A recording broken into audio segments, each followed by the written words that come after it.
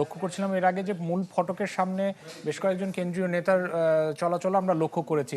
একটু জানাবেন যে এখন পর্যন্ত কাকে কাকে সেখানে প্রবেশ করতে দেখেছেন বা কেউ বের হয়েছে কিনা, কারো প্রতিক্রিয়া জানা থাকলে সেটাও জানাবেন আমাদের, কারো বক্তব্য যদি জানেন আপনি।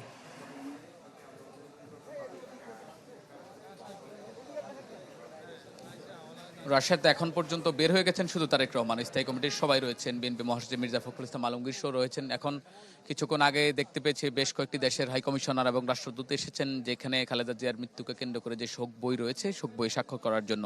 আমি যদি একটু দেখাই, নেতাকর্মী তো আছেন এখানে, তাদের শোকাবহ একটা পরিবেশ বিরাজ করছে এখানে নেতাকর্মীদের মধ্যে। দীর্ঘদিন পর তারেক রহমান আসার পর যে প্রাণবন্ত হয়েছিল নেতাকর্মীরা, খালেদা জিয়ার মৃত্যুর মধ্য দিয়ে নেতাকর্মীদের মধ্যে শোকের ছায়া নেমে এসেছে। নেতাকর্মীরা বলছেন তাদের দীর্ঘদিনের লড়াই সংগ্রামের নেত্রী, যিনি গণতন্ত্রের জন্য লড়াই করেছেন, নেতৃত্ব দিয়েছেন, সেই নেতৃত্ব দিতে গিয়ে অনেকটা তাদের যে সংগ্রামের মুখে পড়তে হয়েছে, সেই সংগ্রাম যদি তবে বাস্তবে রূপ নিত যদি তিনি আগামী নির্বাচনে অংশ নিয়ে তাদের গণতান্ত্রিক দেশ পেতেন, গণতান্ত্রিক পরিবেশ পেতেন।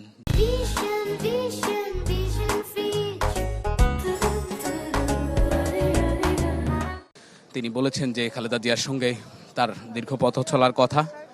তিনি জানিয়েছেন যে তিনি কিভাবে তার সঙ্গে দেখা করেছেন যখন খালেদা জিয়া কারাগারে ছিলেন। তার আপোষহীনতার কথা তিনি কখনো আপোষ করেননি, এবং কারাগারে যখন ছিলেন তিনি অনেকটা অবিচল ছিলেন। তো এখন আমরা একটু যদি দেখাই, আমরা যদি একটু দেখাই যে আমাদের সঙ্গে রয়েছেন ঢাকা মহানগর এবং ঢাকা 15 আসন থেকে যিনি নির্বাচন করবেন যুবদলের সাবেক ভারপ্রাপ্ত সাধারণ সম্পাদক শফিকুল ইসলাম মিল্টন আছেন এখন আমাদের সঙ্গে। মিল্টন, আপনি দীর্ঘ সময় ধরে ম্যাডাম খালেদা জিয়ার সঙ্গে রাজনীতিতে ছিলেন, গণতান্ত্রিক আন্দোলনে ছিলেন, ওনার পথ চলার সঙ্গী হয়েছিলেন। আসলে ওনার সঙ্গে আপনার স্মৃতিচারণটা যদি একটু করতেন। আজকে আসলে কথা বলার মতো মানসিকতা আমাদের কারণেই, তারপরেও আমাদের প্রিয় নেত্রী ম্যাডাম যখন ফ্যাসিজমের ষড়যন্ত্রের শিকার হয়ে মিথ্যা মামলায় যখন সপ্তাহে 2-3 দিন বকশীবাজারে হাজিরা দিতে যেতেন, তখন আমরা এবং আমি আমার অনেক সহকর্মী সহ সেদিন তার গাড়ির বহরে ভ্যান গাড়ি হিসেবে থাকতাম। তার গাড়ির বাম সাইডেই সবসময় আমরা থাকতাম এবং বাসায় পৌঁছে দিতাম। এই স্মৃতিগুলো যখন মনে হয় তখন আসলে খুব কষ্ট লাগে। যেমন একজন মানুষ বাংলাদেশের চির অম্লান হয়ে থাকবে, হয়তোবা আপাত দৃষ্টিতে আমাদের মাঝ থেকে চিরদিনের জন্য বিদায় নিয়েছেন, কিন্তু যতদিন বেঁচে থাকবো তার স্নেহ ভালোবাসা এবং তার সেই কর্মকাণ্ডগুলো আমাদের মাঝে সবসময় থাকবে।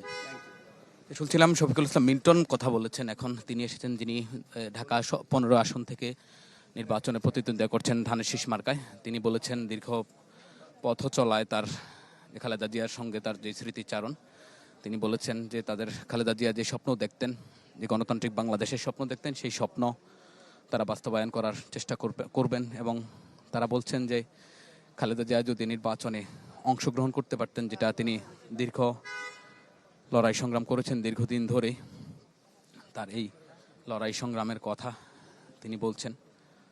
এবং নেতাকর্মীরা এখানে অনেকটা শোকাবহ। আপনি জানেন আজকে দলের স্থায়ী কমিটির বৈঠক ছিল, প্রায় 2 ঘন্টা বৈঠক শেষে দলের মহাসচিব মির্জা ফখরুল ইসলাম আলমগীর গণমাধ্যমের সাথে কথা বলেছেন। তিনি বলেছেন যে আগামীকাল দুপুর 2টায় মানিক মিয়া এভিনিউ, সংসদ দক্ষিণ প্লাজায় মানিক মিয়া এভিনিউতে তার জানাজা অনুষ্ঠিত হবে। বাইতুল মোকাররমের খতিব এই জানাজা পড়াবেন এবং দলের স্থায়ী কমিটির সদস্য নজরুল ইসলাম খান এই পুরো প্রক্রিয়াটি সঞ্চালনা করবেন। তিনি বলেছেন যে আসলে তাদের রাজনীতিতে অনেক বড় অপূরণীয় ক্ষতি হয়ে গেল তার খালেদা জিয়ার এই প্রয়াণ। তারা এই শক্তিকে শোকে পরিণত করে তারা এগিয়ে যেতে চান। তারা বলছেন তারা বেগম খালেদা জিয়া যে স্বপ্ন দেখেছেন, গণতান্ত্রিক বাংলাদেশের, যে বৈষম্যহীন বাংলাদেশের স্বপ্ন দেখেছেন, সেই স্বপ্ন বাস্তবায়ন করতে চান তারা। এবং আপনি জানেন দীর্ঘ পথ চলায় খালেদা জিয়ার সঙ্গে ছিলেন নানা শ্রেণীর পেশার মানুষ এবং বিভিন্ন রাজনৈতিক দল নেতারা, বিশেষ করে ফ্যাসিবাদ বিরোধী আন্দোলন করতে গিয়ে যারা বিভিন্ন রাজনৈতিক দলের নেতারা এবং জোট সঙ্গীরা সম্পৃক্ত হয়েছিলেন, তারাও আজকে এসেছিলেন এখানে, হাসপাতালে গিয়েছেন তাকে দেখতে এবং তার তার নানা বিষয় স্মৃতিচারণ করেছেন। তারা বলেছেন যে তার ক্ষতিটা তাদের শুধু বিএনপির নেতাকর্মীদের জন্য নয়, বিভিন্ন সময়ে জোট সঙ্গী যারা ছিল তাদের জন্য একটা অপূরণীয় ক্ষতি, এবং বিশেষ করে বাংলাদেশ যখন এই রাজনৈতিকভাবে চরম ক্রান্তিকাল অতিক্রম করছে, এই ক্রান্তিকাল থেকে মুক্তি পাওয়ার জন্য তার থাকাটা অনেকটা গুরুত্বপূর্ণ ছিল, গুরুত্ব বহন করত। তো বিশেষ করে খালেদা জিয়ার যেই 2001 থেকে 2006 পর্যন্ত যিনি দীর্ঘ সময় ধরে রাজনীতিতে ছিলেন, রাজনৈতিক যোগ সঙ্গে ছিলেন, আন্দালি পার্থ কিছুক্ষণ আগে এসেছিলেন, আমরা তার সঙ্গে কথা বলেছি। তিনি স্মৃতিচারণ করেছেন সংসদে, তার সঙ্গে কথা বলা, তার আর্গুমেন্ট সব কিছু নিয়ে তিনি কথা বলেছেন। কিছুক্ষণ আগে আমরা দেখিয়েছি যে বিএনপির যুগ্ম মহাসচিব এবং দীর্ঘদিন বেগম খালেদা জিয়ার রাজনৈতিক মামলাগুলো যিনি পরিচালনা করেছিলেন, আন্দোলন সংগ্রামে ছিলেন, মাহমুদ্দিন খোকন, তিনি কথা বলেছেন যে যখন তিনি কারাগারে ছিলেন, তিনি যখন খালেদা জিয়ার সঙ্গে দেখা করতে গিয়েছিলেন তখন তিনি কতটা আপোষহীন ছিলেন, কোনো কিছুর সঙ্গে আপোষ করেননি, রাজনৈতিকভাবে এবং মানসিকভাবে তিনি কতটা অবিচল ছিলেন। আপনি জানেন, বিশেষ করে খালেদা জিয়া তার রাজনৈতিক জীবনে সবচেয়ে ব্যাক পেতে হয়েছে গত স্বৈরাচার বিরোধী আন্দোলন করতে গিয়ে এবং ফ্যাসিবাদী আমলে। সে সময় তিনি 2018 সালে দুটি মামলায় কারাবরণ করেন। কারাবরণ সময় তিনি নানা রোগে